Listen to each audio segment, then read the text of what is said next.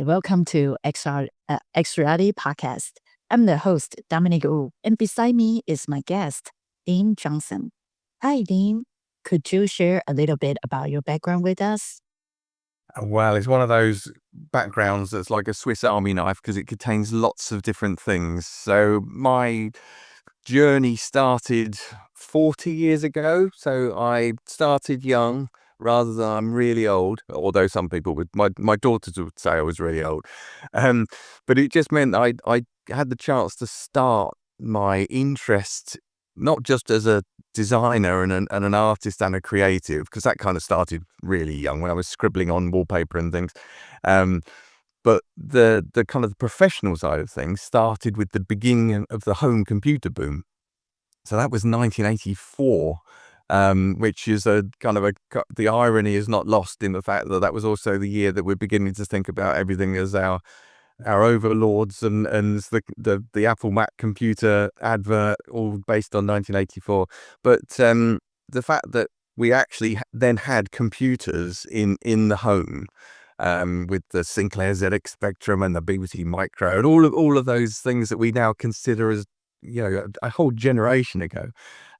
It meant that my interest in designing things kind of went parallel and hand in hand with the emergence of technology and the ability to bring things to life. So at the age of 13, as I was then, it was an opportunity to start a company that was producing computer software and publishing a computer magazine.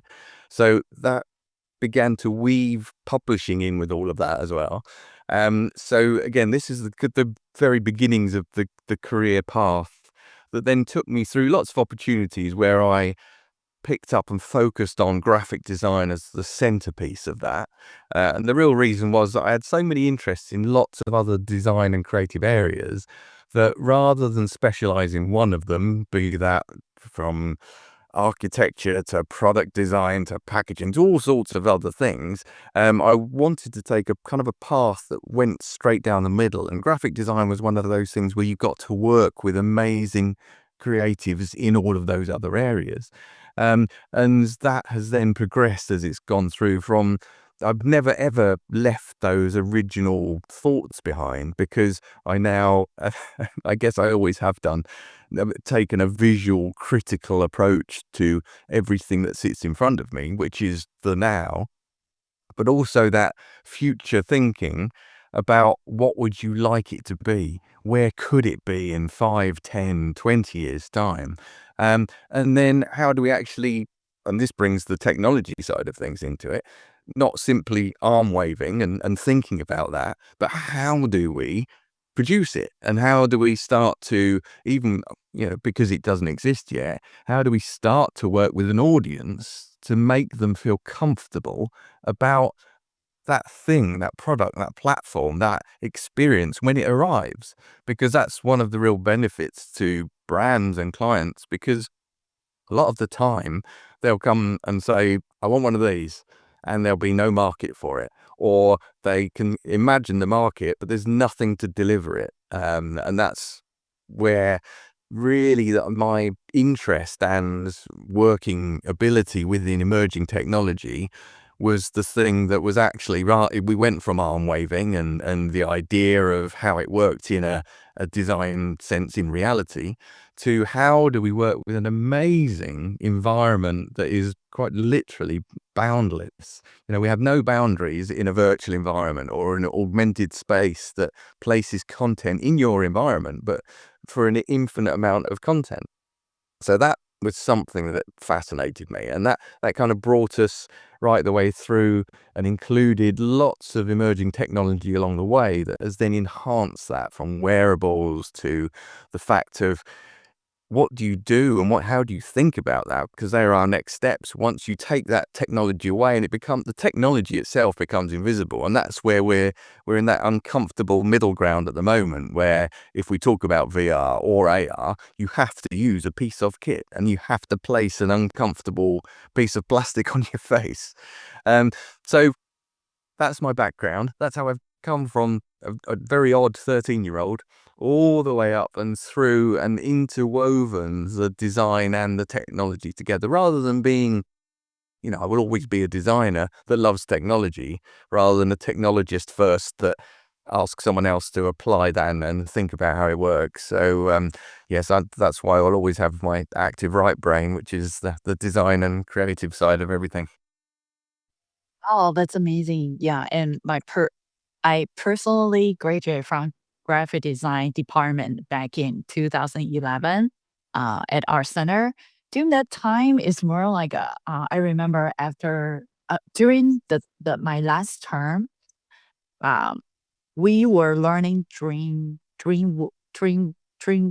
or Dreamweave. Yeah, yeah, something like that. I know it's already obsolete, but we were learning that, and people said that, wow, this is the evolution, web page builder. Right now, you can just call design, right, and upload to a free universal or something, and you can like do like a free hosting. But the thing about it is that you see like a design keep evolving, right? So how do you evolve from graphic design, right, to all the different medias? And you mentioned that you were trying to pick a trajectory, and at the end, I think graphic design is the most free form, right? Because you see like the 2D, it's like a writing, right? You use the basic, uh, like words, right? Type basic or write basic letters. The simplest and the most accessible media, like graphic design, right? We use like a more like a shapes, right? And also like quickly get the idea. So I would say that graphic design really requires a lot of original thinking, and architecture. It has a lot of things that it's very fascinating because a lot of XR people, as far as I know, the very cool one, they are from architecture background because they think spatially, and they have a kind of sense of usage or create, a plan of cities or metaverse types of thinkings embedded in architecture background of people. So yeah, what's your journey of being where you are today? Which means that, for example, like from your graphic design, and how do you, start thinking about like, oh, can I put things in the like a spatial area? And I think in Charlie Fink's one of the book, he mentioned that the world is painted with data, right? By pointing a screen, right, to your environment or wear like glasses, you can see the things, right? The data maybe becomes a 3D form in your environment. So I find out that's fascinating. So, what's your journey of being where you are today? So, well, I mean, the beauty of the thing that's kind of woven the thread through all of this is storytelling. So that's been the creative backbone, I guess, of everything, is that Yeah. as much as we talk about the functional use of things and solving problems and all of these very grounded and very rational reasons for producing something, if you it doesn't matter what you create, if you're not able to tell the story of why it exists, why it helps, why it adds something to someone's life, and that again, that's something very deep and meaningful. The reason that it will add something to someone's life, it can be purely for pleasure. It can be something that creates passion, that genuinely makes someone feel deeply about something. In the same way that it could make their life easier by producing something in their way, and for either speed or convenience or just depth of ability, on a very practical level. So that storytelling, that's a very practical application of storytelling, because that's me talking about how you're almost sell a product, whether it has a monetary value to it or just the selling the benefits of something. But also the thing particularly about XR and all of the emerging technologies I worked with is that moment that when you immerse yourself in something just incredible. And that could be an environment that you're either totally unfamiliar with, or just does not exist in any other kind of environment, or you're sharing it with, and again, great examples of having worked with Star Wars and kind of Disney properties, that suddenly you're not simply experiencing that on a flat screen or within a book or in the physical product of something. You're living that product and that character and that license within that environment. And that is such an incredible way to tell a story.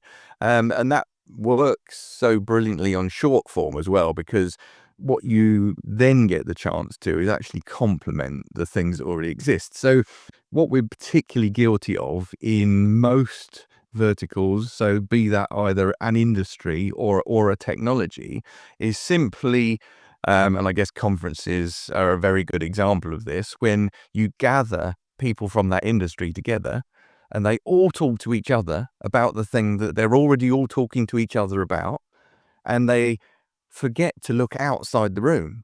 So what they don't do is genuinely include other people in the excitement or the rationale for it existing, or in the case of XR, whether it's a big VR headset or a pair of glasses, the reason why someone should commit to actually spending amount of time being uncomfortable if it goes beyond a certain amount of time.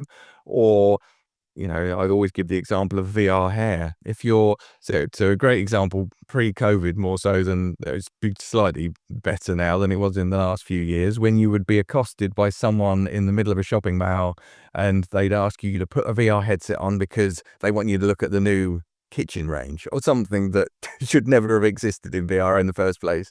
But you're asking someone in the middle of their day to then emerge from that experience, not only probably relatively uncomfortable, but also with the hair all over the place and left with a sweaty face and somebody else's germs on it. And you're sending them back off to spend the rest of their day with actually a worse experience and a worse takeaway of the brand than before they came along.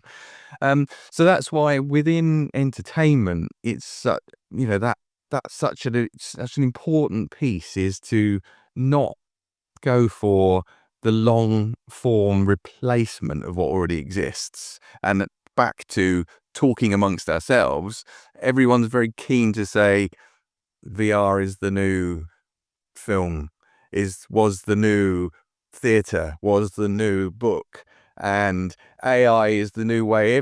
Everyone will be replacing Hollywood with AI produced movies, and no humans will be involved in the production of that. That won't happen anyway. Everyone can argue amongst themselves about that bit. But looking back at all the others, the theatre did not replace the book.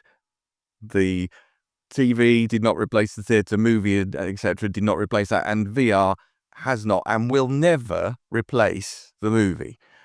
They will all coexist and they all have their benefits. No, and you can you can find enough people to argue about that until the end of the day and beyond, who will insist that each one of those was the new thing to replace the previous thing, and they're not. The book at the beginning still exists. So again, kind of that stemmed, I guess, from the background there and that storytelling throughout, and how important that golden thread is that goes all the way from the book to the theatre to the TV to the movie to the VR extended experience, and immerse yourself for 3 minutes with the characters that are the star of everything else. Because without that quality storytelling that kind of links all of that together, everything else is just a disconnected piece of technology, for want of a better word. Yeah, yeah. Just like you said that, VR make people feels like very vivid, right? And VR is not going to take away, right? Like a Hollywood film. The thing that reminds me is that um, VR is just a genre. Like you see radio, right? I still listen to radio. I know, like, and how many people listen to, when I drive, right? Or like, read magazines, right? Those are still part of our lives, and it becomes serving as another media of, the content delivered. You can deliver in text, you can deliver in video, audio, right? And it's also like we have different types of learning type, right? For example, I'm very good in, for example, like when I walk my dog, I usually listen to like podcasts, and it's usually better than if I read a book. I mean, I know I read books, but for some reason, audio is more easier for me to digest. And same as VR. VR is like a multi-sensory stimulations. So it fits all different types of users. And the interesting thing is that I remember in one of my teacher, she said that, oh, I would like to learn how to build a VR in text in a series. And I was like, what? How can somebody read a piece of paper? I mean, I usually learn from the YouTuber, right? And I just like I put the video and screen by screen and hands on doing. But if someone wanna read a paper about how to build something, maybe the professor has been the entire life has been doing the SS, so maybe that format is tailored to that professor. So I think, for example, for VR, study has proven that by immerse yourself in an environment, you just sense of smell, right? Sense of hear, touch, right? Vibration. All those can make your brain remembers better, right? So I think that's just like you said that VR is not going to take away the entire industry of entertainment of film, but it's more like it serves as a genre. And besides, what do you think about like for example, this year, especially this year, every company is focusing on their AR product. And I do agree with, for example, you wear the AR goggle, right? Or AR glass, like your glass. Uh, you can see the reality, so you won't bump into the wall, right? And then it's just, serve as a ambient intelligent, right? Understand what you are doing. And if you forgot, it will remind you. And also you can serve, if you, because I'm going to get a Meta display, right? Smart AR glass display, that one, maybe next week. And I saw a lot of people just like, there are a lot of interesting things we can do. But what do you see like the VR versus AR? Right now, AR is in the front seat. Do you think, because I know a lot of people are panicked since Meta is dropping, right? Like their B2B support and also the Horizon World. When I worked for Meta, Horizon World was like they are trying to push VR so bad. But now it's disconnecting the metaverse, right? Mark Zuckerberg's metaverse is cutting out the VR part, only preserve the phone part. What do you see the entire VR industry, and what do you see the future of VR? Well, the interesting thing with, I mean, I'll unpick all of your points there in a random order. I was just sitting here. I've still got my Oculus mug that I was given by Palmer Luckey many years ago. Oh, that's great. That's great. But that's an example there of so Palmer Luckey, essentially was starting the current wave of VR conversation adoption, um, with genuine passion behind the project, because he wasn't coming from a point where Mark Zuckerberg was coming from with Meta, because he essentially was, Meta. It wasn't even called Meta at the time. Even the company changed its name to Meta because of Metaverse, and then it's hobbled by the fact that it's now has cancelled the Metaverse. And what does it now turn that word into? But their background was coming from essentially just data. That wasn't passion. It wasn't even a passion for data. They just wanted the data so that they could sell things. And that platform, essentially what they were buying, was only so that things could be built on it to deliver them data to make money from. Um, you know, Palmer Luckey still wanted to make money, and there's absolutely nothing wrong with that at all. We all want to make money, and we all need to make money. But the thing is, when your passion is a completely different place that's driving that. And in much the same way as when you approach a startup. So for investment, I would only advise investment in a startup when you know what its origin story is. And if its origin story was, we need some data so that we're getting money off the back of the data, that's far less compelling than, we want to build a platform so we can create amazing experiences and incredible things. And the better we make them, the more money people will make off the payment for an experience. And it's a promotional thing for a corporate entity. It'll be about creating an amazing experience that allows someone to leave with brand value, and they're feeling positive about the brand because they just experienced 3 minutes of incredible content. So that's not what was driving, and will continue to drive Mark Zuckerberg and Meta, because in much the same way as I've got, again, decades worth of AR glasses on the shelves behind me here, because each and every one of those has been about, how do you best leverage that platform? So, good God, I've even got Google Glass on the shelf somewhere behind me.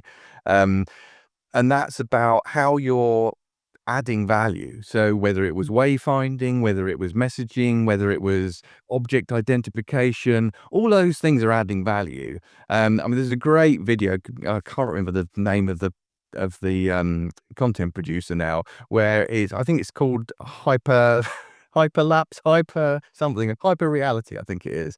And it's a brilliant visualization of our augmented future. And essentially it is overlays of absolutely every piece of information, from gaming to digital interactive billboards to wayfinding, overlaid on everything that you can see.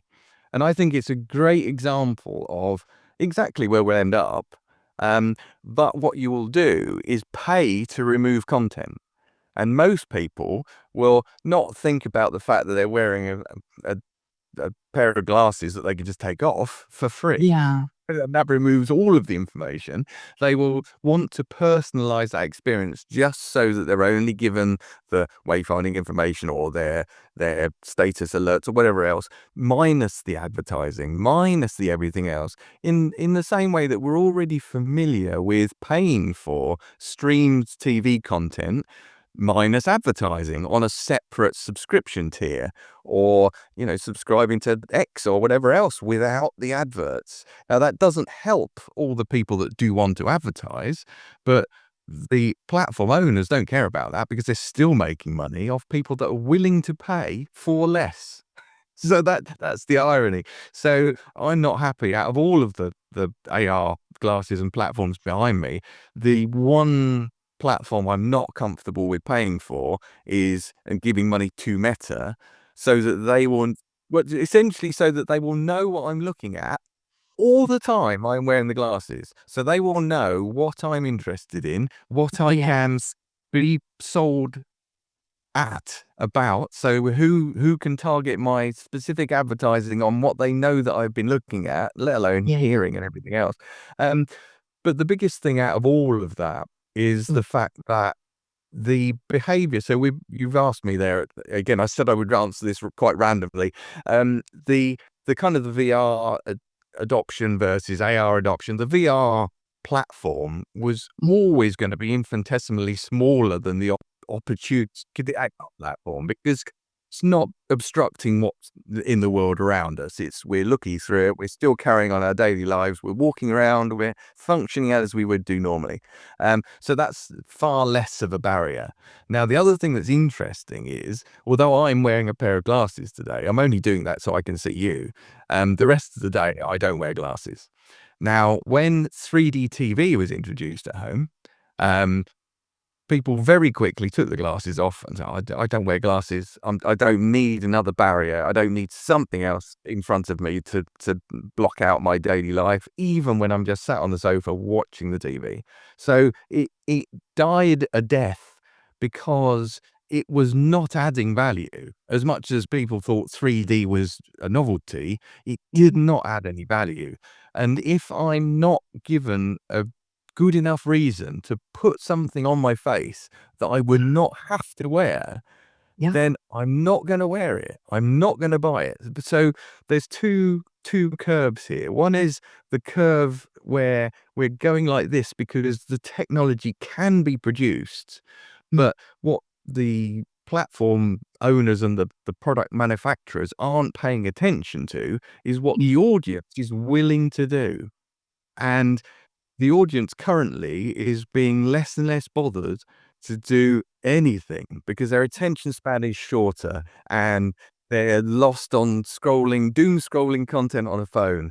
So even taking someone away from doom scrolling a phone to try and convince them to put a pair of glasses on where they have no access to the doom scrolling unless they're looking at their phone, and then they think, why am I bothering with the glasses if I'm still looking at the other screen? Yeah. It's a huge gap. So it's going to be very interesting over the next kind of 3 or 4 years. We're going to get a lot more AR glass manufacturers insisting that they've produced, Apple included, and this is where the difference between Steve Jobs' kind of steering of the ship and Tim following on from that is that Steve would have said, in his infinite wisdom, and he was very good at not asking the audience what they wanted. So that's kind of playing into what I've just talked about. If you were considering AR glasses, because he would have gone, well, no, we're going to produce something that we're going to make them want it. But he would not have said what they want is to put their glasses. Yeah, yeah. Yeah, I do agree with you because you see like a AR glass, right? It's really cool when we see all the because I mean I try a couple of different types of glasses. I mean, if there's a screen in front of me, right, and I have to constantly interactive, do I really need to interactive 24 hours or just a couple of whiles that I need, right? It's like a phone, right? But I would say that if I wear, because right now the thing that I keep using for wearable is Meta.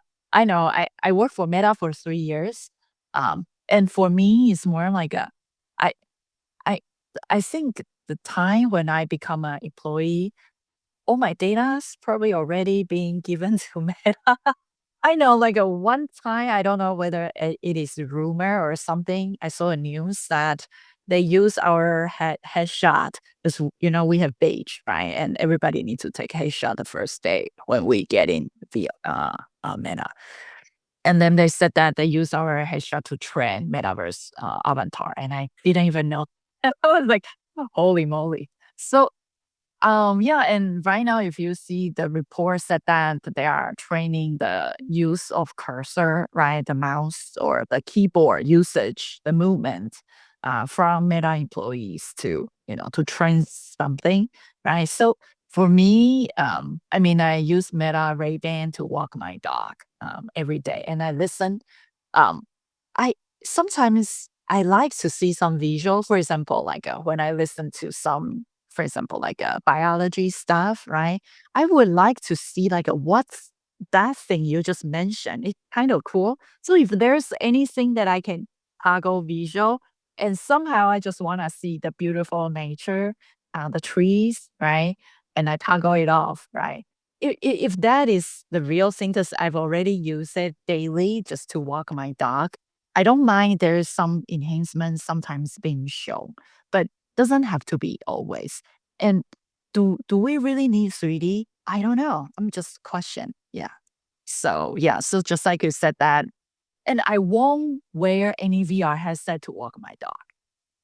It's just a specific time. Yeah, so that's why I think in VR, it's more like, oh, if I'm specifically wanna be entertained, or if I specifically, for example, if there's a lesson, it's just one time. And for me, I couldn't be in VR for more than 40 minutes, even though I've been start developing VR since 2016. It's just yeah, so but AR, I think I can develop probably longer because, you know, I can see the real world. I don't feel that dizzy. So yeah, that's just me. Yeah, no, and the thing is, it's in isolation. Everything that I've just said sounds like I'm anti something, but what I'm anti is within the humanity of the situation. So what I've always been is very keen to essentially break technology as quickly as possible, rather than absolutely cheerlead for something without quite knowing why you're cheerleading it, simply because it's novel and it's new and it's everything else. So this is a if you'd asked me the question within enterprise, my answer would have been completely different.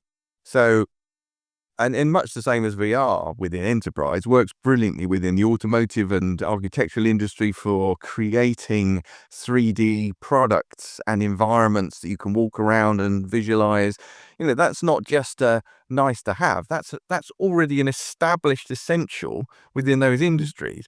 And in much the same with AR, um, that's not something to even talk about in the same way as VR, as if it might work in the future with enterprise. It already has been for 10 years, working with heads-up displays, longer than that, just, general within the military heads-up displays, within flight and environments, all sorts of things like that. That's exactly the same thing. There is nothing whatsoever different about that, other than trying to appeal to a consumer. And that's where everything I've just talked about is very much about that added value. Within enterprise, it adds so much value. For a pilot flying an Apache helicopter with a heads-up display within his helmet, that adds all the value in the world. That saves lives. That cuts time down to being able to identify to action whatever he needs to do in an environment. And the same with just an engineer working on a piece of equipment in front of them that they've either not needed to take all of the manual instruction and everything else with them, and as an experienced engineer, or even a trainee on the job learning what it is that the headset is identifying in front of them, either receiving real-time information from the headset itself, or that be relayed to a base where that is another human on the other end. But of course, that is where it's the interesting environment now with AI, is it becomes certainly more contained within the headset itself, because it's not then querying another human as part of that process. So that answer from me is totally different. It's same with VR, that both of those technologies work brilliantly within enterprise. Yeah, yeah. I think enterprise, and for example, like healthcare, right? Because I interviewed Ned. He is the business lead at AWE. I asked him like, "Oh, I know you probably see hundreds, of thousands of startups. What's the AI or AR, smart AR glass or VR? What types of like a industry that is the most flourish?" And he said that healthcare, right? Healthcare is also, enterprise. And healthcare, I would say that, for example, training, right? Training and also explain, diagnose, right? Explain things to patient. This is also something that I think is very important to communicate with patient. Otherwise, they will be worried and keep asking questions. Mm. So yeah, and the connection between doctors and patient, I think those are all amazing usage. And right now, I know that just like you said, that VR, right? It's probably the size of the market might be a little bit smaller, but also very niche, right? And AR probably is more border, just because the nature of it.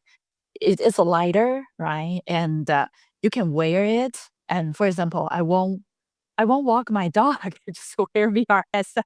I might die, I couldn't even see anything. Yeah, so I would say that there are a lot of like a broader usage for that. And also today I saw like there's another intelligent, I know like every week there's new things that happen. It's called multi-sensory intelligence. And as far as I know, you build a full body XR immersion suit with haptics, AR, VR, and all the different like um, enhancement.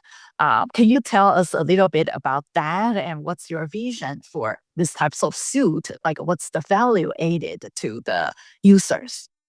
Yeah, and so the my VR immersion suit is essentially a way of demonstrating lots of different bits of technology. So you've listed some of the things there. So it's essentially the skin underneath is made by Tesla Suit, who created an amazing full body haptic suit, and it uses rather than traditional haptics, which tend to be just vibrating pads or whatever else, it uses small electroshocks to shock the various muscle groups.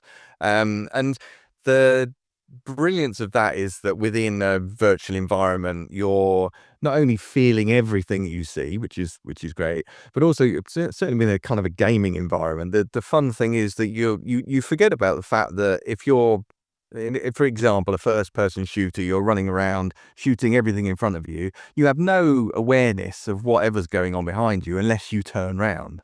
So you could feel someone or something on your back that makes you turn around. That you're able to. It's those subtle cues that give you that extra level of immersion.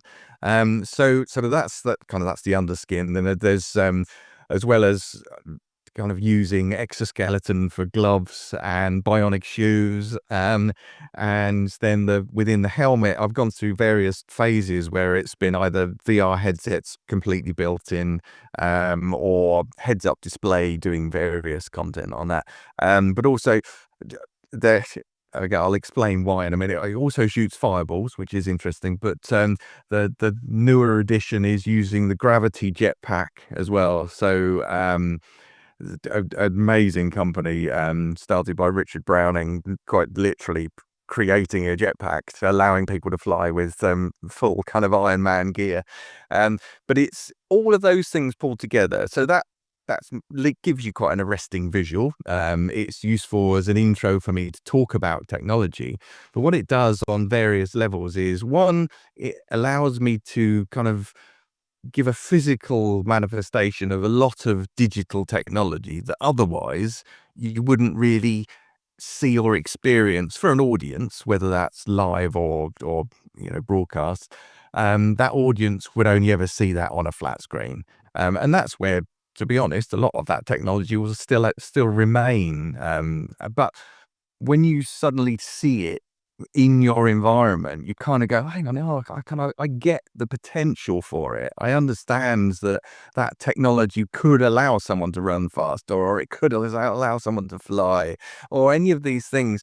But the real underlying part of that is that it helps, as the general story around it is, it talks about startups from the ground up, to say, look, every single one of these bits of technology individually are created by a startup, by someone that had a great idea. And on their own, they are all individual great ideas. Brought together, it shows how they're working together and collaborating. And that's where the final part of that comes together, is saying that there are lots of opportunities to say, look, as a group, it's even stronger. And is much the same way as if we're just simply talking about a VR headset. That's one level of immersion. But if you're also able to feel what you're seeing and smell the environment and feel on your... So the best example of this, if you ever visited the Void when it was Oh, yeah. in action, was Yeah. just stunning. So I was very fortunate to be able to go out to Utah when they were still building everything, and Oh, wow. got to step into that environment and kind of see behind the magic curtain, and realize what it wasn't just simply putting someone in an environment. They were also the tricks that they employed, because you couldn't offer the full scale environment. So they managed to actually make it feel as if you were in a much bigger place than you really were. But that was always fascinating, how you could go into an environment that you were looking at Yeah. and think, oh, this is amazing.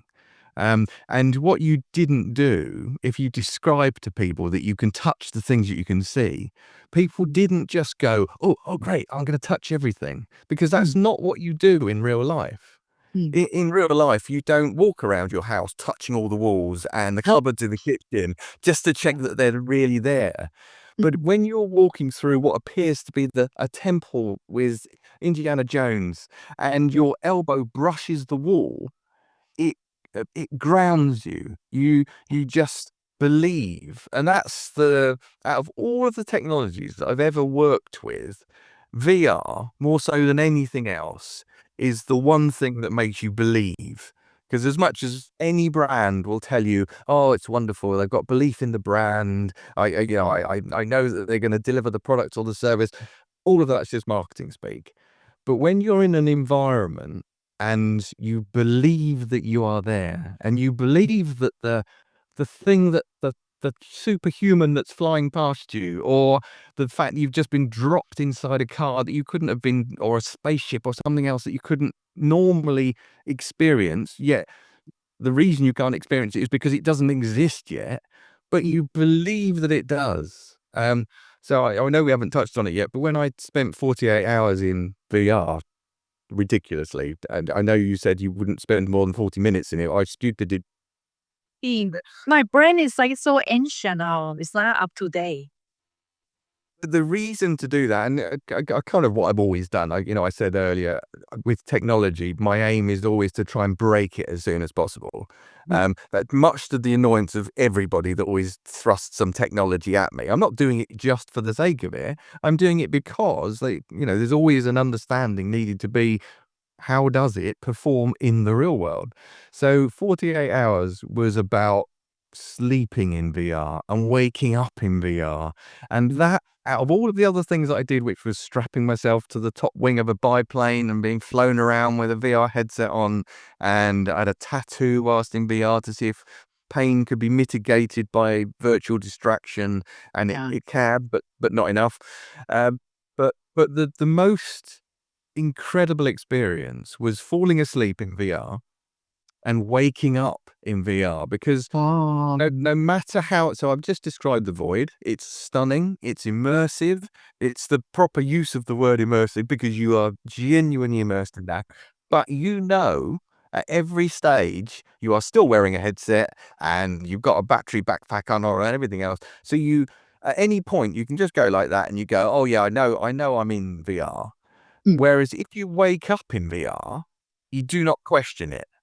Wow. You just believe everything that you see in front of you. I mean, that obviously that only lasts for a short while, but while it lasts, you're not thinking about, I have put on a headset, I've gone into VR. You just woke up and there were dinosaurs. Let's go. You didn't wake up and think those dinosaurs look realistic in VR. You just believe that there are dinosaurs.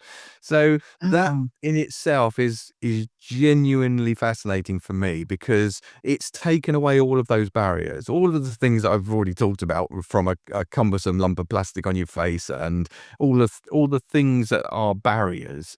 You've taken them all away. But again, it's those short, sharp moments of experience where it works so well. It's the short, sharp shock and awe, of going, "Ow!"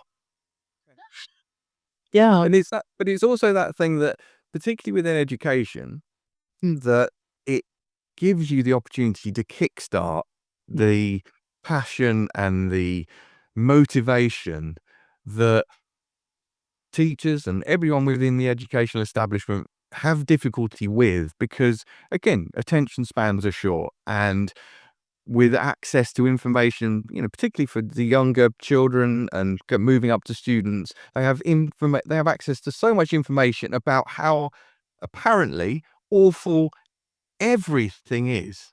Because, in the world of social media, we are not receiving an enormous barrage of content about how wonderful everything is, or how wonderful the really good things in life are, because algorithms are not designed to be compelling when people aren't reacting.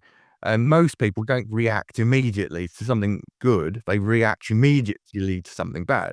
So if Right. that educational environment, if you're able to drop a student into that short, sharp shock and awe of, wow, amazing.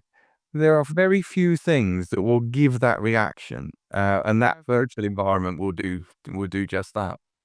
Yeah, I remember one time, I jumped into VR chat, and I remember I was in like a very interesting, innovative, like a desert place with like a Western scene, and at the beginning, I have to choose my avatar, and I choose a tiny chicken. And, it's so small, it's the smallest one. And I was like, because I mean, I have another long time ago, I have another portfolio cycle hummingbird. So I like tiny, small things and vibrate. So I pick myself as a chicken and running around in the desert, farm, right? And I saw a lot of different animals, right? And suddenly there's a super giant, like a gazelle look at me and use the hands and grab me and lifted me up like at least 100 meters, like it's just like a super high. And I had like, I'm like a height phobic. I'm so scared of height. And I was like, and I look at the Godzilla's eyes. Their eyes is like a 10 times bigger than myself. And I was so shocked. I can feel my fear. And one time, I remember I went to the void. My friend Stephanie and I, we did the like a Star War. So I remember, that time it's just so real. I remember the vault, the bad guy, the big boss, uh, standing in front of me, and I know I'm going to die, and I feel like the fear, you know, the near death experience and the panic, right? Before, if I read books or watch the movie, maybe I can feel a little bit scared. But that one is like my entire brain told me, I'm going to die, I'm going to die.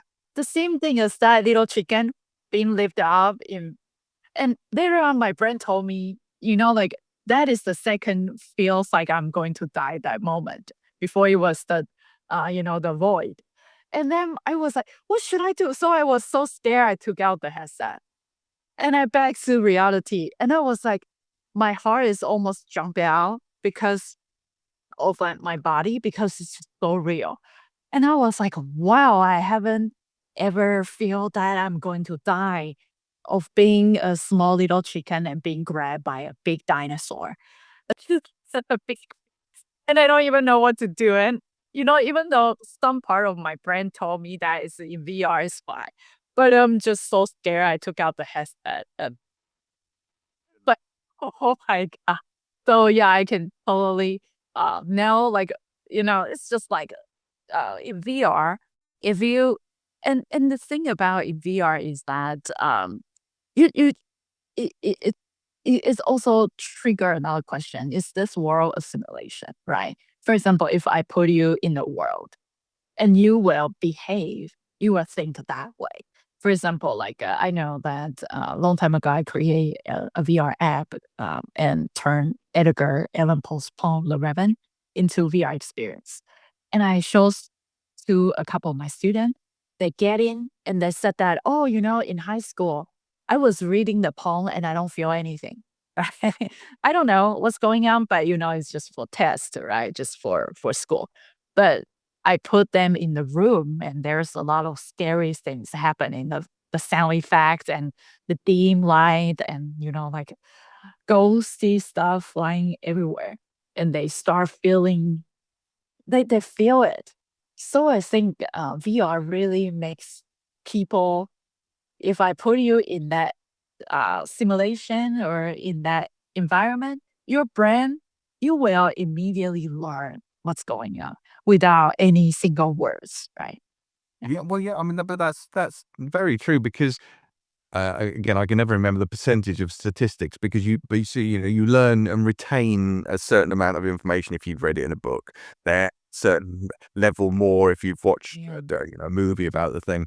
But the highest level of retention is if you have personally experienced it. Yeah. Now, the only technology that allows you to remember something as if you were there and personally experienced it is virtual reality. So that is genuinely, it's replicating a personal experience as if you were at, the Battle of Gettysburg, or you were at on the first Wright brothers flight, or you were any of these things that you would retain a certain amount of information, but Mm. you would retain it as an actual memory of Yeah. being there and experiencing it if you had felt that that was the case. And that's why Yeah. you say it's just stunning to kind of be able to do that. One of the other things I was meant to say was I thought was particularly useful was a few years ago now was Ridley Scott had produced a VR sampler from The Martian, the movie, with Matt Damon. And what you did was you put the VR headset on, and it played on the fact that it was, you know, claustrophobic and uncomfortable because Oh. when you had the headset on, you weren't just looking at the surface of Mars, Mm. you were looking. The surface was here, and the first thing you saw was as if you had a space helmet on. So Oh, it yeah. played on the fact that it was feeling as if you were inside a helmet rather than trying to pretend that you weren't. And so I thought that was a very nice way of playing to the weaknesses as strengths in that kind of level of immersion. And again, it was only a short experience. So that's where it worked in hand nicely with the movie itself. It wasn't trying to make you Wow. watch the entire 3D stereoscopic version of the movie in a headset for 2 hours. It was just going, no, feel what it's like for Matt Damon as if he were on the surface of Mars. Yeah. Um, and that's again that worked so brilliantly at the moment because I remember there was another great example from Lockheed Martin that they produced a few years ago. Was a school bus that had photochromatic screens on all of the windows. And so all the kids were on board, and this bus drove through a tunnel. And as it emerged from the other side of the tunnel, the windows switched from clear glass to screens, and they displayed the surface of Mars as if the kids had come out of gone in with one side of the tunnel on their way to school and had come out the other side on the surface of Mars. But what that then became was a collective virtual experience because none of them were wearing headsets. They were all still on a school bus, but every single one of them was experiencing the surface of Mars together. And it became, what it did was it created a wonderful group motivation and excitement because every single one of those kids got off the other end. They didn't all say necessarily, I want to be a spaceman. You know, they said, I want to do this and that, and I feel excited about potential and everything else. So again, it's one of those boosts that gives motivation, particularly at that early stage. Yeah, and there's a very like a rumor has said that Elon Musk, right, has SpaceX, right, and the rocket, right, like a starship, right, the big starship.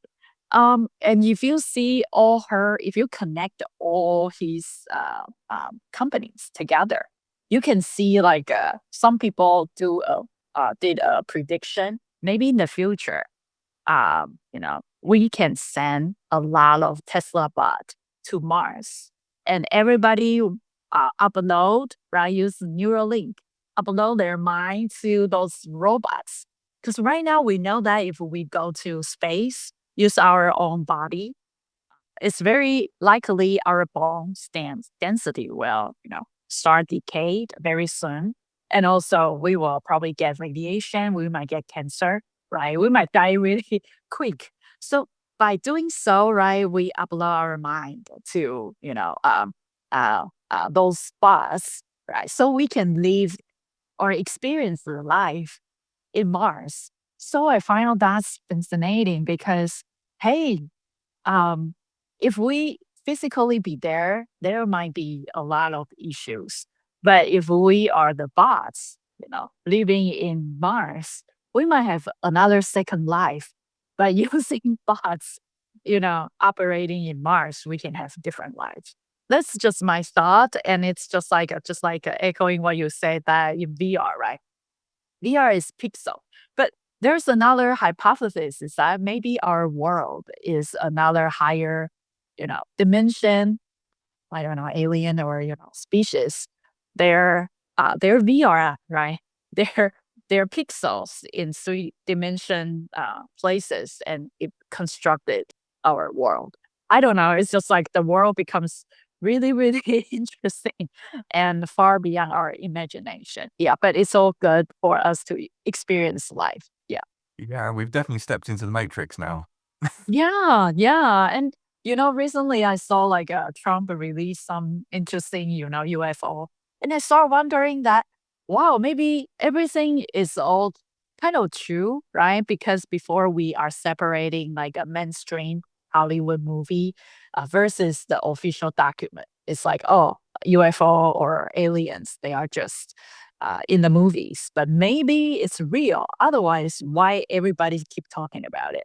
So I find it's kind of Yeah. uh, No, you've definitely hit onto my other area of interest at the moment because it's for space technology. And the thing that's been fascinating for me throughout my career has been that I've spent a lot of time um, storytelling within science fiction. So from Star Wars to Doctor Who to oh wow, that's cool. various other kind of Disney properties, and the whole point there is immersing people. I mean, not a big eye necessarily, so it's not all virtual, but making people feel part of that whole property and want to give it, the big hug of feeling as if they're genuinely part of it, and believing in that science fiction. Up until recently, I've been working for as VP of communication design at Sirius Technologies, so a rocket manufacturer. So it was a great opportunity to kind of segue from science fiction to actually science fact, because Oh, that's it, cool. it didn't simply work that you were talking about or helping the audience understand about what we already perceive and know about the kind of the space Mm, industry of rocket shapes that just go up and down and do whatever they're going to do, or satellites that fly around and around. And we were working on building mm, a shuttle that would travel using the ionosphere to travel in low Earth orbit from any one point on Earth to mm. another in under 60 minutes. Oh wow, Because when once you're up and you're traveling at 18,000 miles an hour, that suddenly the world becomes very small, in a good way. But what the for all of that, so it's just why it was so easy for me to story tell around, because yeah, all of that is exciting. That's all compelling because yeah. you're going, wow, that doesn't seem real. But I've always also been fascinated by the concept of time travel. And what Oh you're yeah, effectively doing there is time travel, because you're challenging everyone on planet Earth's concept of time. Because if you oh ask someone, how long does it take to travel from New York to yeah, Sydney? There is a set amount of time. You cannot do it yeah, quicker than X, Y, cool. however many hours. Yeah, And then you say, no, but we'll do it in under an hour.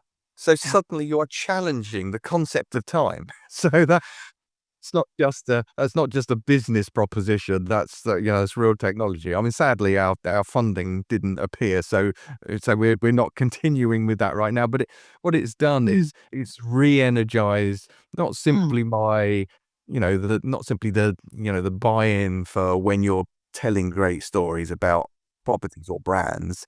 It's helping the audience understand that actually there is so much potential. That mm. you may well join us on this journey now, but this is where we're heading. Much like you've just talked about Elon, for all of Elon's kind of idiosyncrasies and whether you love him or Cool. whatever else, he's an achiever. And the reason that he's achieved is because he has gone, right, there he's not gone, I'm gonna do this. He's asked the question, why are we not yet doing this?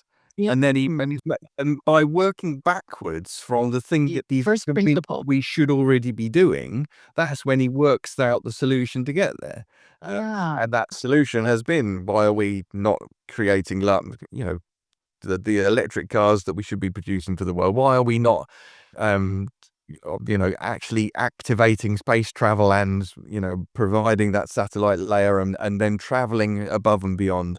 Or why are we not using Neuralink to transfer our out of body experience to the surface of Mars? Each one of those things as a question are the things that he's taking all of those steps to answer. The Neuralink thing is fascinating as well, because everything that I've talked about as a barrier, again, whether it's a big lump of plastic on your head or a pair of glasses that I wouldn't normally wear, um, if I have, I mean, and it sounds daft when people say to me, "Oh, you're not willing to wear a pair of glasses." But what? You'll put something in your head? Yes, Yeah. I would put something in my head if it were adding, again, if it were adding value, and that value that it can add is that seamless integration of technology. So for all of the benefits of my XR immersion suit with the haptic suit and everything else that's going on there, you have to add things in order to just, I mean, basically experience what the human body already does.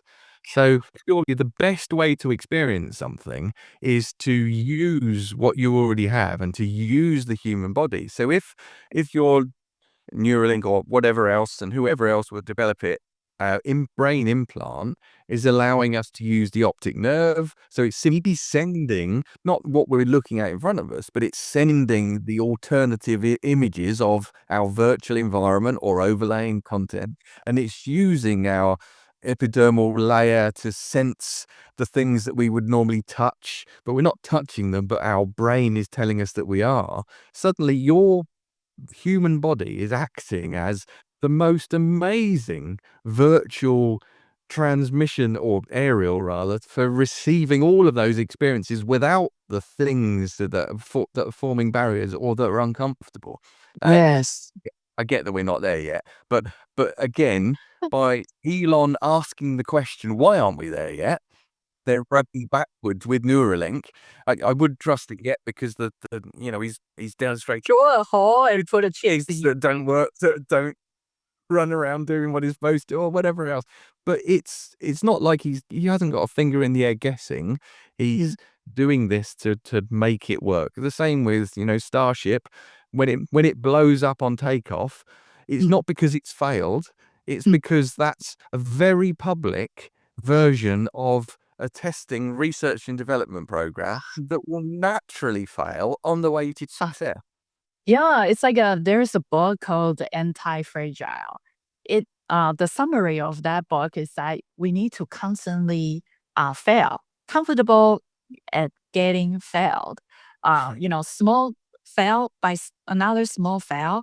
At the end, yeah, if we will gain like anti-fragile, and also we will be resilient. Because let's say if you never invent anything new, it seems like, oh, you are always successful, like Apple right now, right? Oh, I'm not going to touch AI, but right now they start getting some weird things that, yeah, like, I just read a news that OpenAI is considered to have a lawsuit on Apple. Apple is more like, oh, we are focused on hardware. You guys doing all the AI stuff because it's not good and we don't want to fail. We are perfect company. But you see, like right now, for Siri, right? Before they have like the first Siri personal assistant, but now we use Siri. Siri sucks. I can tell you, it doesn't really help me anything. It's just adding up. Like I really want to use that. Thanks. Yeah. Yeah. So I find out that if you are not constantly comfortable of failing, yeah, of doing something that tests it out, the best way to innovate is to, just get yourself into some troubles, but in a good way, not like a committing crime, but just like start thinking about what can we do differently. And I do agree with you that, for example, like the reason why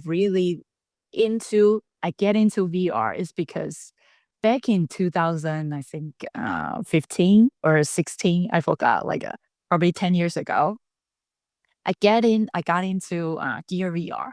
I know it's like a very lame. It's like you need to slide your Samsung phone or something, and then there's like a really chunky stuff. But there's a book talk about like how Tomoaki they do the kind of like some early end research. It's like when you are in VR, the first thing you will look at is your hand. And I look at my hand, it's like I look around as a first person. And I look at my hand, I feel like, wow, this is so real, right? Because I mean, because I would say like when I was very, very young, like in my childhood, I had a lot of out of my body experience. Like when I was very young, like I don't know, because my mom always said that you study too hard in Taiwan, because like kids like in kindergarten or elementary school, we every day is study. So my mom told me you just study too hard and just Mm. take some rest. But I remember that the first time when I have my out of body experience, I was stuck in the ceiling and I look at myself. This types of feeling feels so like in VR. That's why I got into that because when I was young, I couldn't explain what I have encountered. But later on, when I tried Gear VR, I was like, that's it. I want to promote this technology because this explained that when I was so young, I couldn't explain how I came out of my body and flying everywhere. It's like, yeah. So that's why I'm very into this technology. It's just like it beyonds our physical body and also raise a lot of interesting question that time travel, right? And can we get out of the space, right? Because I know that I saw one of the. I'm also very very into sci-fi and UFO. There's one time that one I don't know. I saw one interview from like some higher security file. That's how the UFO work to go through, space and time, go to very far away, like a long distance galaxy or something, is that you just think that that spaceship can twist time and space and draw a wormhole and immediately go there. It's like it's in also similar with, you if we are not using our body because our physical body is really chunky, is just redundant. I want to say that. But if you think, because in that communication, if we are just purely energy or soul, whatever you think, things just come to you. It's Yeah. interesting. It's like I read, I think a general relatives or something from Albert Einstein long time ago. It seems like if you see things and things coming towards you instead of you move towards things, that's that, because position doesn't really mean anything, right? So in that world. So I just feel like, wow, it's pretty much a lot of things you see AI, XR, and also recently the release of UFO feel like everything is like connected. Yeah. Yeah, I mean, a lot of what you've just described there is, I mean, it's funny because you think back in the '60s, you probably would have just been describing an LSD trip. Um, Yeah. but a lot of the reason for doing a lot of that would have been to open up the mind to Yeah. amazing creative processes and letting yourself go and how amazing all of this is. But again, don't do drugs, kids. But the thing is, if you're able to do that within an amazing virtual environment Mm, that just that isn't obsessed with recreating what already exists, but instead is providing you with an environment that unlocks areas of the brain to help you feel inspired and creative and mm, allow you to generate thought processes that you wouldn't in a normal regular environment. So again, it's very much a non-drug kind of way of doing. tr- Uh, yeah, because of my experience, I remember in our center, a lot of my friends, they're on drug because they need inspiration for the final. And because of me, and I mean, during that time, it's interesting that I feel like the thing that I saw is actually tied to reality a lot. So I yeah, really cannot define whether I am like a hallucinate or it's real or it's just like a me become a multi-dimensional species sometimes. So I'm like debating. I'm just like, okay, I don't know, just question. But it's fascinating that it's just like that world. I can tell you like back in high school, I remember I was in like there was a one math question that I couldn't figure it out, and I just fall asleep. And then there's another weird things start teaching me by my desk, and I went to desk, and that thing just give me like all the knowledge of that thing. And then I was the only person who solved the problem. I just wake up and I was like, okay, I know what to do. I solved the questions that the math teacher couldn't solve. And later on, because I sleep a lot. I I I sleep at 9 p.m. and I always got the best score. Like the GPA is like a 10 score higher than the second grade. And people just ask me, how did I do it? And I say, I don't know. I just keep sleeping. And sometimes there's a a weird thing, just I just get it. Or like there's some weird, like, I don't know, alien or something, and it will help me. So I couldn't explain that types of things because sometimes things just so real, but it's so also unreal. It's like sci-fi. So I'm like my entire childhood until I come to United States, I received God, so I got baptized. So during the time, I just I wear like clothes just to because I don't wanna get into that space again because it's so crazy. And I I remember a long time ago, I even put like my alarm clock to wake me up. Otherwise, my soul will fly everywhere. I couldn't come back. Just to wake me up so my soul can come back to my body. So it's just like I don't know, my entire childhood.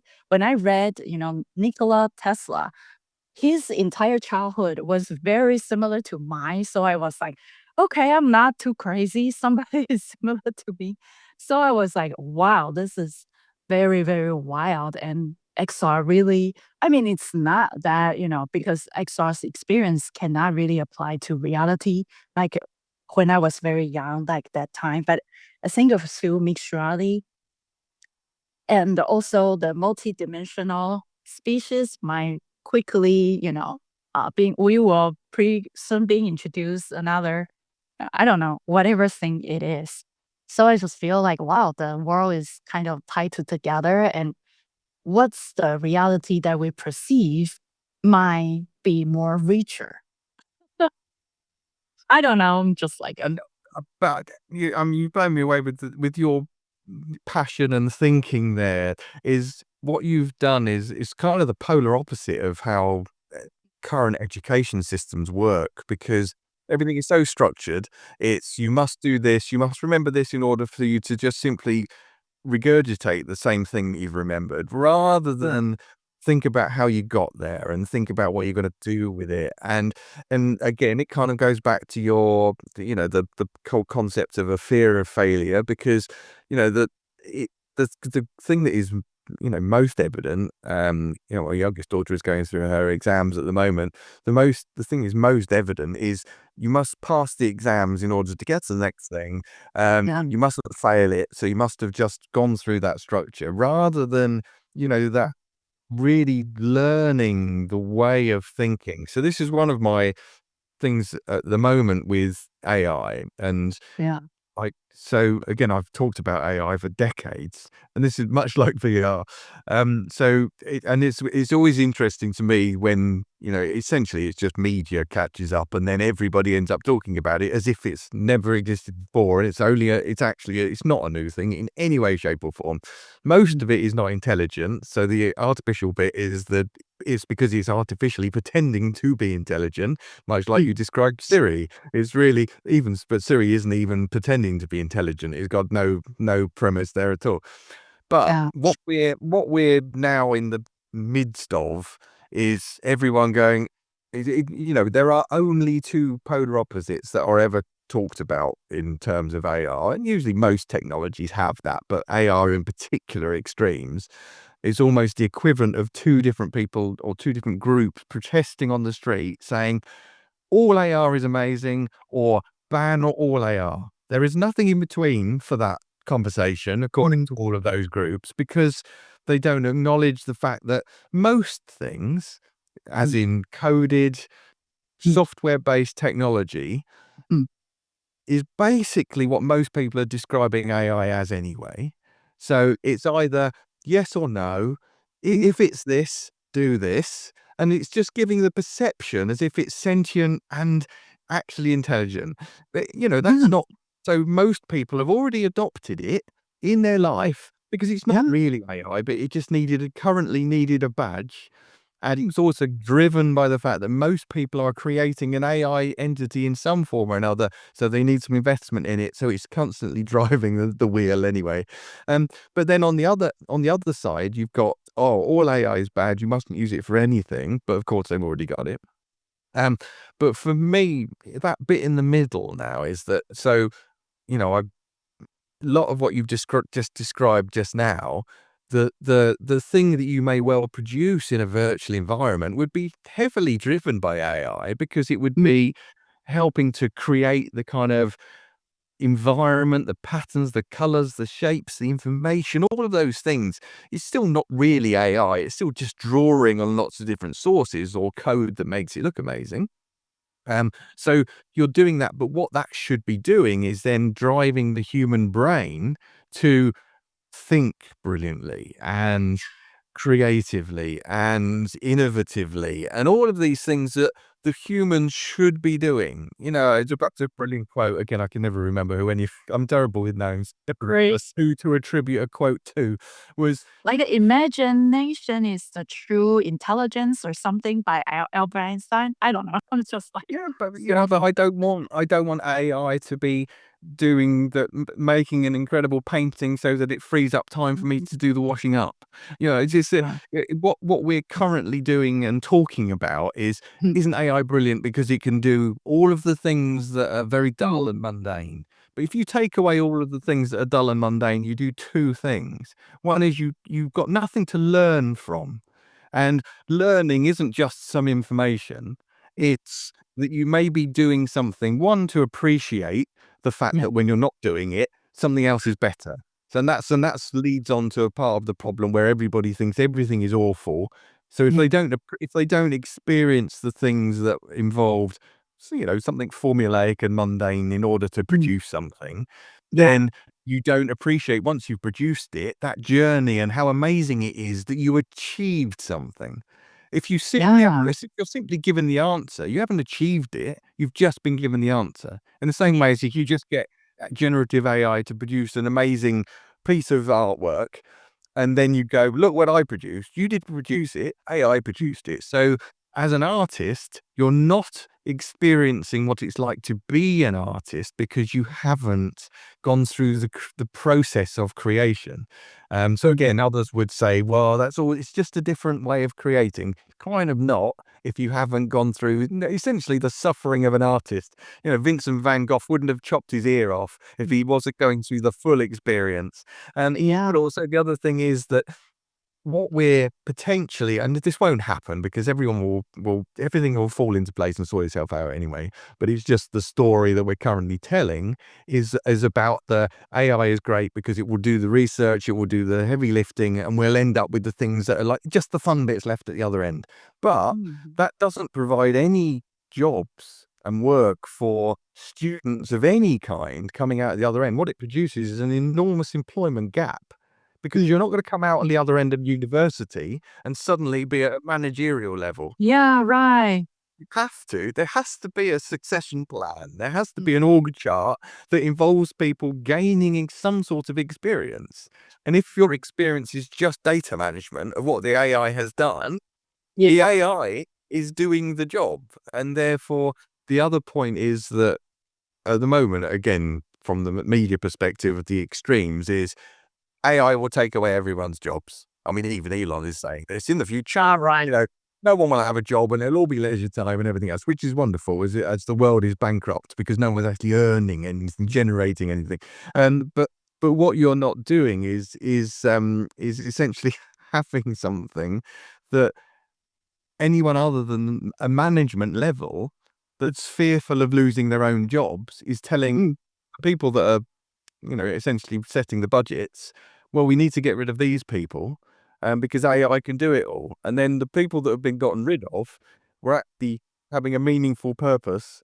Yes. Right. So within the next couple of years, we're going to find, and it's already happening with Yeah. lots of layoffs within big corporations, and they're now redeploying people because they realize it's more expensive, the amount of money they're spending on the AI to do what the humans were doing in the first place. So, Ye- you're in a balance out. Yeah, it reminds me of, for example, like a Meta, right? I know Meta because I'm like in Blind. Like Blind is like an app that a lot of big companies, employees, they create an account and anonymously talking about their company. And I was added, yeah, like a super long time ago when I was still at Meta. And then, yeah, like sometimes I will check in just for amusement. I'm no longer with the company, but I just want to see what's going on inside. And then, yeah, right now the biggest topic is that May 20th, there will be a huge layoff, like a huge percentage. Tons of people are being let go. And like Meta, the way that Meta's layoff, I remember 2022, that was Meta's first layoff. I got survived. I remember that during that time, everybody was countdown. And then I remember when I was sleeping, I couldn't really sleep at night. And around 3 a.m., that was the time that New York time.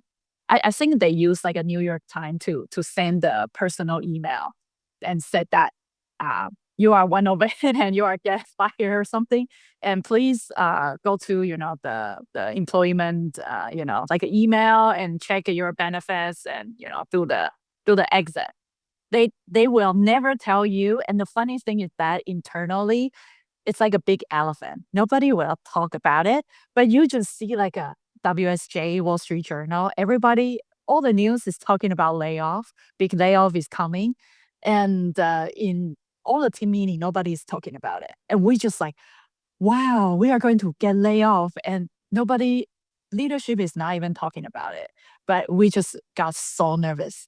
And then I remember like 3 o'clock, I just check, just like, oh, am I going to get laid off? And I check, wow, I still can log into my Meta account.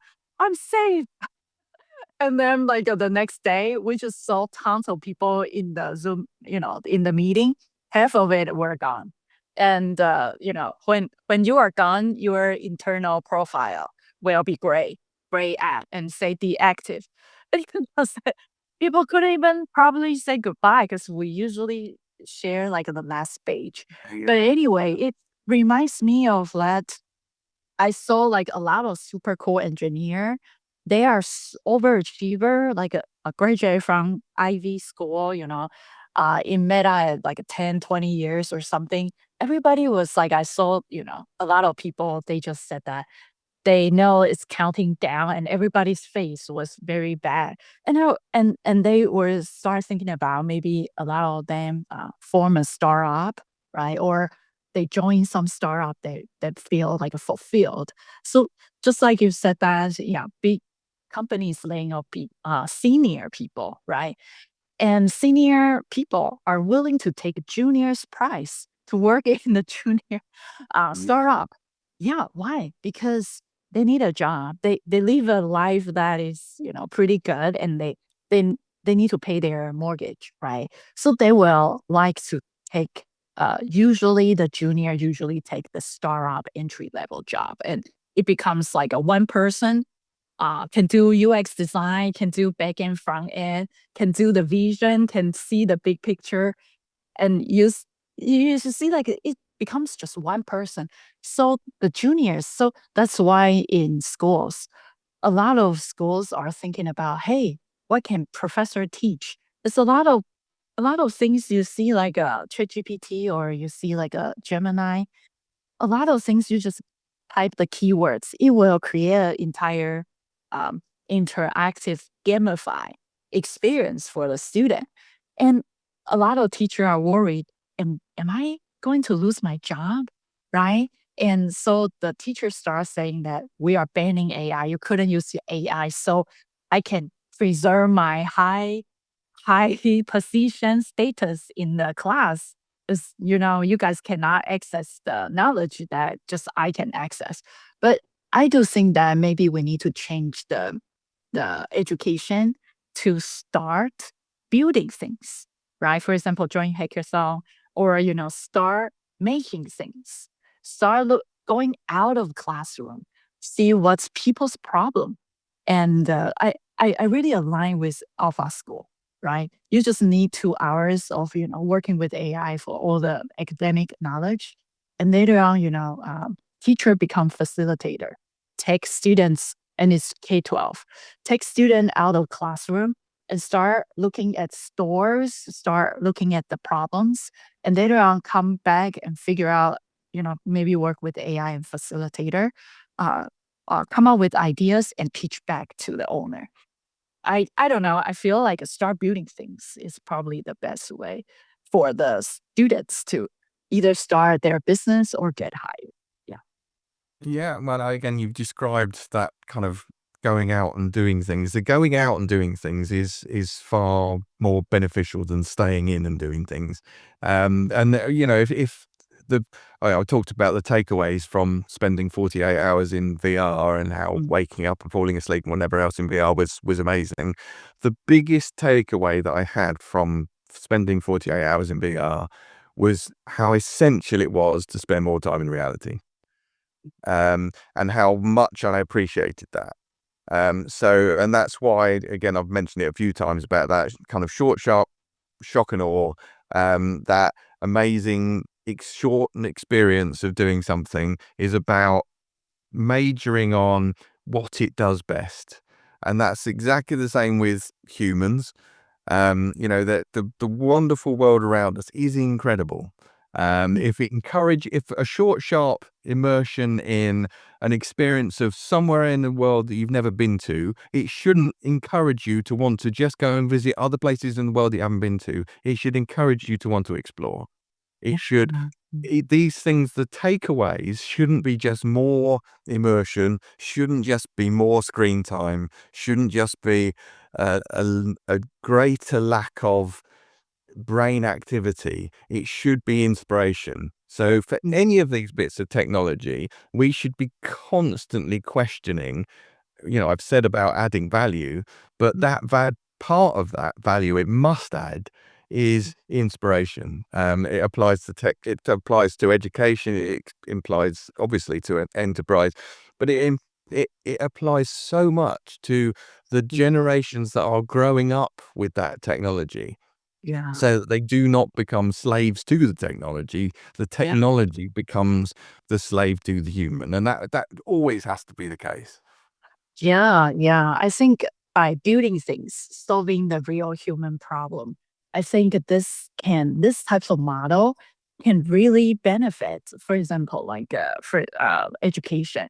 Because one of my guests in the podcast in the past said that he had a student graduate from Berkeley, graduate from UCLA, got like a master degree and keep trying to get perfect degree, perfect GPA, and at the end crying, come to him and say, I couldn't find any jobs. I have perfect resume, everything looks great, right? Like a GPA and also Ivy school, right?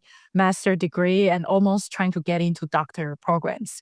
And he suggests the professor suggests the students start building things. So he start getting into like a solar system and start building something on the GitHub and start building stuff. And people start getting into his GitHub open source and download our stuff. And yeah, and it seems like there's a big company seeking for laying off the majority of their team, but at the end hire that student because they like the big thinkings. They like their his it's building, it's innovation. So he got hired, but start building things instead of trying to build a perfect resume. So Yeah. I think this is the world that everybody become engineer, everybody become designer. I usually told my student because a lot of my students resist about AI. I said that there's a giant cloud, uh, you know, up there, right in the server. It contains all the entire human's knowledge. It's wisdom. The entire human wisdom is there. And right now, you can connect that big wisdom to your small brain, right? That becomes you. You are not excluded to the human giant wisdom, and you become like that. So when you ask AI things, you just think that your small brain combined with the big brain and get the much. level up. Everything you build will be level up. You are standing in the shoulder of the giant, right? You build things, right? You just type something. If you don't know coding, you can build wonderful apps, can build wonderful solutions. We need to leverage this technology and build something that really solve people's problems. So I feel like, wow, this is actually pretty exciting. I know we are trying to teach students to be a labor of somebody, to build something out of other people's dream. But maybe this is the time that students can take back of their time and they can build things and everybody just build their own things and create value and multiple value. So that's me. Yeah, no, I agree with that. I mean, so definitely kind of get your hands dirty, but building is, again, creates experience, and for all of that, what we as a human race cannot afford to do is to outsource passion. Mm, Because if you're asking AI to generate me 6 amazing ideas that I can choose one for that I can use, mm, you are not making that's not a decision process. That's just a tick box exercise. yeah, And the AI is doing all of the amazing stuff. It's doing the creative process. It's going through the whole thing that gives you the endorphin rush, that gives you yeah, that dopamine hit that you get from discovery and the passion that comes from that. So yeah, if you're artificially generating passion, that mm, removes one of the greatest things in life that a human can ever achieve. So don't just be passionate about getting results and answers to something.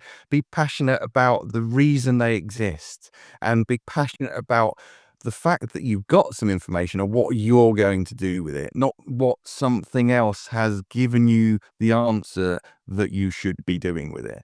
And in doing so, we don't lose out any ground to yeah, bits of technology. We would never have had any of these conversations about any other bit of technology other than what we are currently bracketing as this thing we're calling AI, that is just some more code.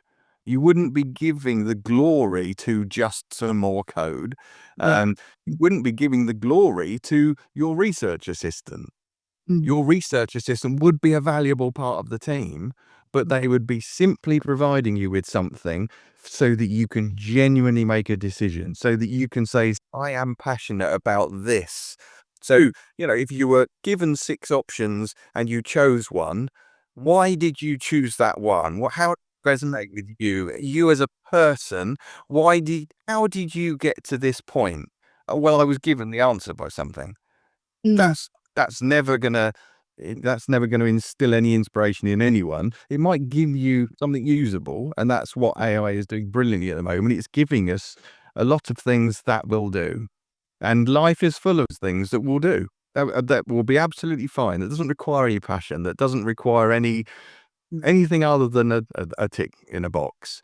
But there are so many things in life that make us who we are, that make us the incredible things that populate this planet, that come from being passionate about something. And if we outsource the passion, we are wow. it's very, very, very difficult to get back to that again. Yeah, yeah. I think just like you said that we need to know what we want to do. Hopefully at the early age, but at some point we want to be, what's my mission of my life, right? What, what, let's say if I have enough money in the bank, not worry about financial, what I will keep doing without anybody telling me, right? I think those types of things we also need to ask our student. What do you really want to do? Instead of passively receive the curriculum that teacher trying to reinforce, right? Rubrics, right? And the thing about cheating, this words, I always want to ask who defined that cheating? Long time ago, when you use calculator, you are cheating, right? Like, when the calculator that invented, a lot of math teachers go to the street and say, we don't want students to cheat. But now everybody is using that. So what's the cheating, right? So it's interesting. Like, for example, one English teacher or writing teacher kind of raised a question, asked me like, how can I reposition my assignment? Since ChatGPT, 2022, it's already pretty much knocked out my entire department. And students' enrollment rate in English start dropping. Why? Because they can use ChatGPT to write. And what's the point of, writing? And I said that maybe instead of, your writing assignment, maybe have a process based and ask students to publish an ebook on Amazon and see how can they sell, right? See whether their book add value. Because I know that sometimes, you use ChatGPT, just spit out all the average stuff. It doesn't have personal things. And I know when people read, they don't like AI slop, right? No. So if you just use AI, there's no personal stuff. People might give you like a 1 star and say, why am I buying this book? Right? Maybe the rate can look up the traffic or something. Maybe instead of letting students write independent paper, maybe trying to see if there's any way to form a product and let them sell.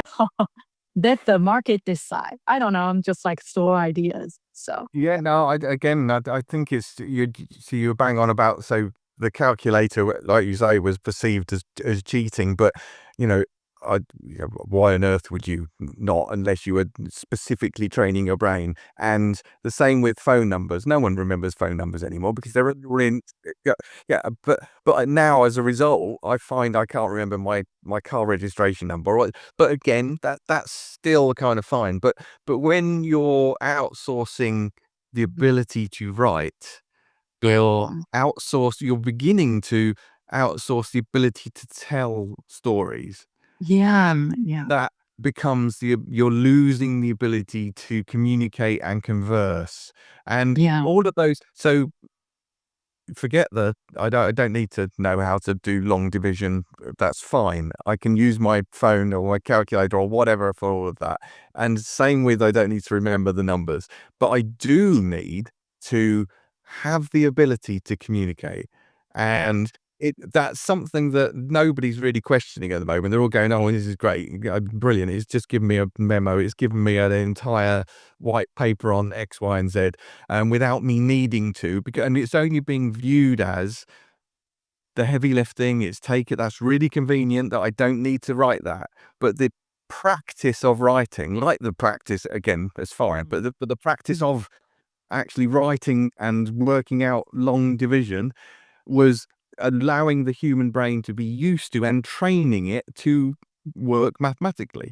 And the same as just remembering numbers, like remembering names, like remembering, just the act of remembering was yeah, training the brain to do that through repetition. And in the same way as if you are writing something, you have to be able to express yourself. You don't need to simply hand over the thing that I formulated some prompts and some questions and the structure of what I wanted, but I didn't have to communicate. So again, in much the same way as we've lost the others, you are beginning to lose the ability to communicate and tell stories. And again, it's one of those things like the other two, we won't notice until it's gone. So it's really important that we retain the control and the willingness to communicate with each other. yeah, yeah. I do agree. Yeah, because the interesting thing in education right now is that a lot of people resist of adapting AI and especially classify. Faculty is the one who teach, classify is the one who handle the paperwork, right? Because like I don't want to say bureaucracy, but it's actually a thing that I usually said that when a faculty, I'm adjunct professor at Kenyatta College. So if I wanna submit a new program, a very innovative program, I need to get through like at least 13 people to approve, approve, approve, approve. And every layer, I usually joke that every layer of approval is like you break one layer of onion. You cry a little bit. It's okay, you will get a rejection. Yeah. But everybody was operate in the very ancient way, which means that they like to follow the thing that people told them or they've been operate for so long. So for example, like a lot of agentic AI, people right now we want to implement some AI thing, but a lot of people, staff in education field is like, if I put this AI into whatever parts, right? There might be a couple of people lose their job because their entire, for example, like their entire, for example, consultant, right? Like student counselor, student book a time, right? And they chat like, oh, what's your interest? Or like, and maybe you can go this way. You can apply this thing, da da da. Give some plan. Maybe it can become a chatbot, right? Oh, I'm interested in da da da. Or there's a virtual human. Oh, what are you interested at? Right. That that's very dangerous for some people's entire life job is to know all the programs around, right? And help students to introduce them to another program. But this can be easily to be replaced by a virtual person just to talk to student. And student doesn't have to. The interesting thing is that some people do some survey about Gen Z or Alpha that talking to school counselor versus talk to chatbot. They like to talk to chatbot. They feel like talking to a real human, they feel scared. They never get into the student service, but they like to just use chatbot and figure it out. So it's like, I don't know. So there's a lot of pros and cons. And yeah, I know there will be a lot of like uh, things happening in education that never before. Yeah, so it's just like another interesting revolutions. Yeah. Yeah. Yeah. That's a big old revolution. Yeah. So what's the one thing you still like to share that we haven't touched on yet? Oh, good question. So I, um, I've covered space is the interesting thing for me right now, simply because because Oh, we've by the way, space, do you think we should build data center in the moon or space? What do you think? That's also my question. yeah, I mean, there's enough room up there, to be fair. It's probably not. It's gonna the whole water cooling issue is going to be a bit of a problem in space. Mm. Let's see how that works. Again, I'm fine with outsourcing any of that to get it off planet, because it's hardly something that's making the world look Yeah. a better place. As long as they can then transmit the data at that it needs to get it back to Earth again. So yeah, so I guess that worked. But I'd say for the fact that Artemis has gone up and done its thing recently, it's great that there's a real focus on the space right now. Oh, that's great. Obviously, having just kind of come out the back end of working in the space industry, it's good to see that it's got some substance. This is kind of the new space race that we're going through at the moment, and we've gone past the cusp of the billionaire space tourism bit, and it's now got some more substance to it, which is good. It just needs it's just a very tough industry, simply because you can't be a startup in the space industry with not enough money. Your space rocket has to go up and come back. Yeah. You can't do it by half measures. So it's one of those that's very different. I think the purpose it serves more than anything right now is the same purpose it served when it was, the 50s and 60s, and that build up in the kind of the American first space race was Yeah. so inspirational for so many reasons. But and I mean that was an era full of inspiration anyway. But the space race then worked so well because people get, the mere fact of, I talk about jetpack moments Yeah. on a much smaller scale, in the same way that, if you saw someone flying past you with a jetpack on, I'd see Well, inspire.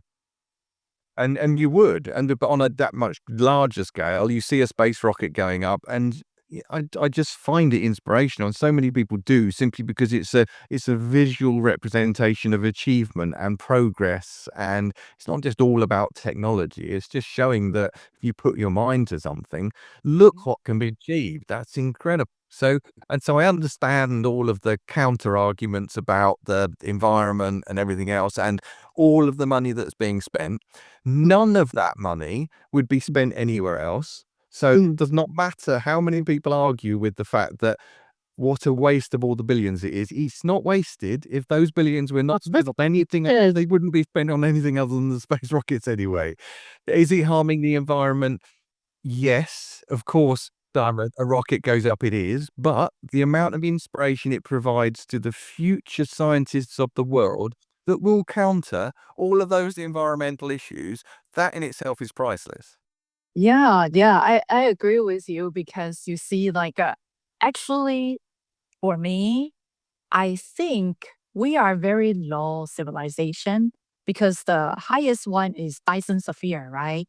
We are directly get the energy out of the sun, the solar in our, solar system, right?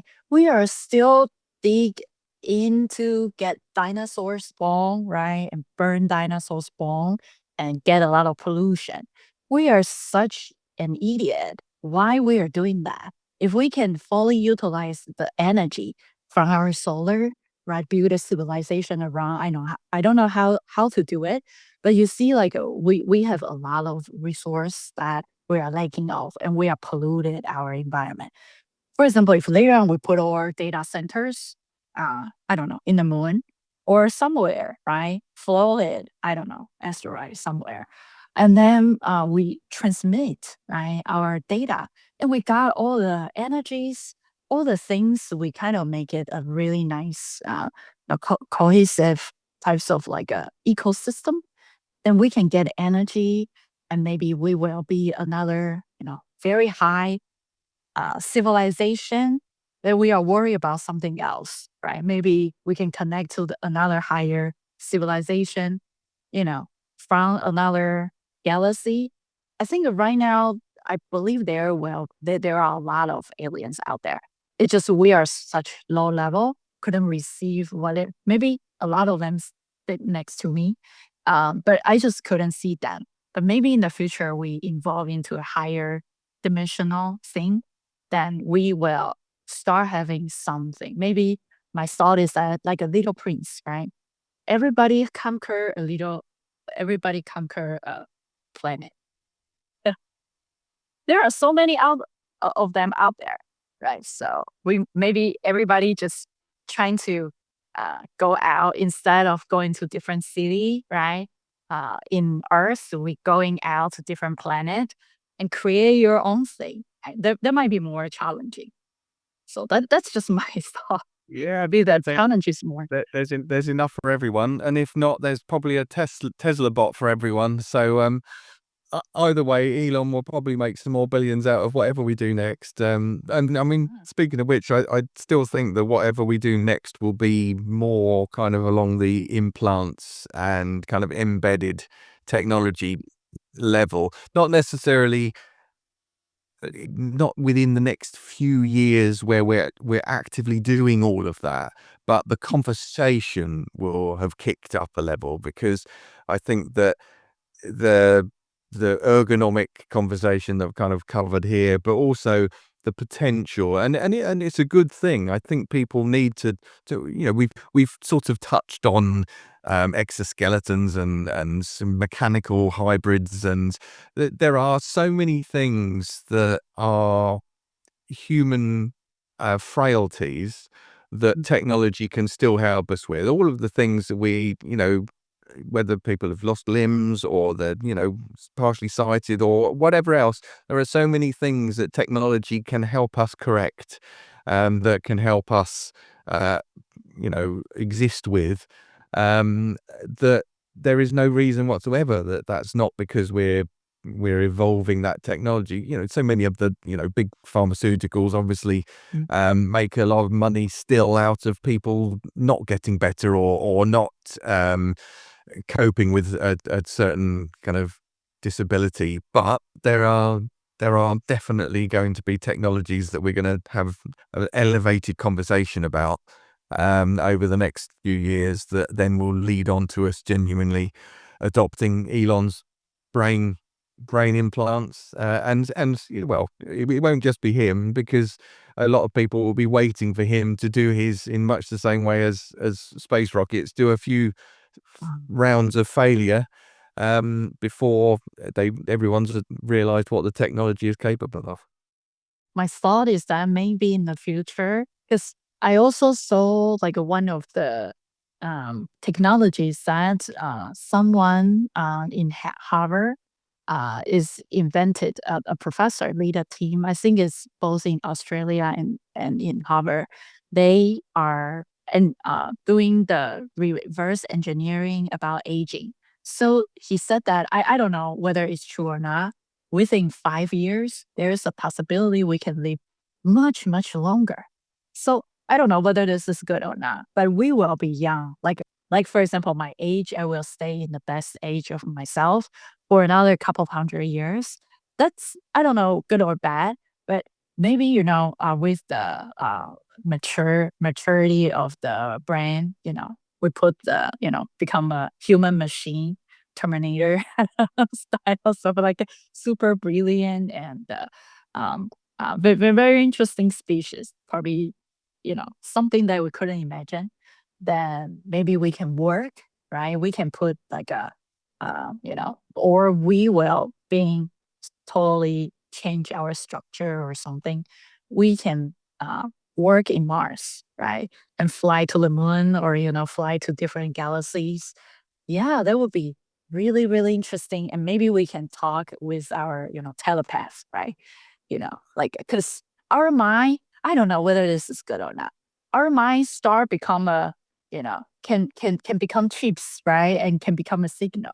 They might be able to, we can talk in the cloud, right? Or we can hang out in our own dreams, right? Because when we sleep, maybe, there's a certain way we can gather together and keep our conversation.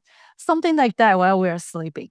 I don't know. I'm just like, or sleep in our dream is working in Mars. And when we wake up, we are in Earth or some other planet. I don't know. Would you say? Yeah, I know. I love your level of thinking there. Although I'm sure Mark Zuckerberg will find a way of harvesting our dreams then as well, so that he can sell us something while we're asleep. So there's always going to be some way of hacking the system.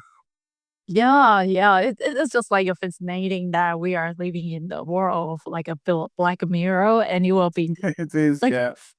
fiction and reality. Because fiction is how people's imagination, right? And people said that your mind, your imagination, your perception of the world, it will become reality. So the fiction, whatever we imagine, will someday become reality, right? So I do think But keep exercising that brain. crazy, very crazy. Like I do think that we can definitely, become something very, very interesting. Yes. Yeah, Cool. I think that there's still so much potential for us to become other things. Probably, well, maybe in our extended lifetime. Cool. Yeah. That's it for this episode. Thank you for listening. We release episodes weekly. If you enjoy this conversation, check out our other episodes on Spotify, Apple Podcasts, or YouTube. Support us by giving us a follow and a 5-star rating, or subscribe to our channel and give this video a like. Thank you and see you next time.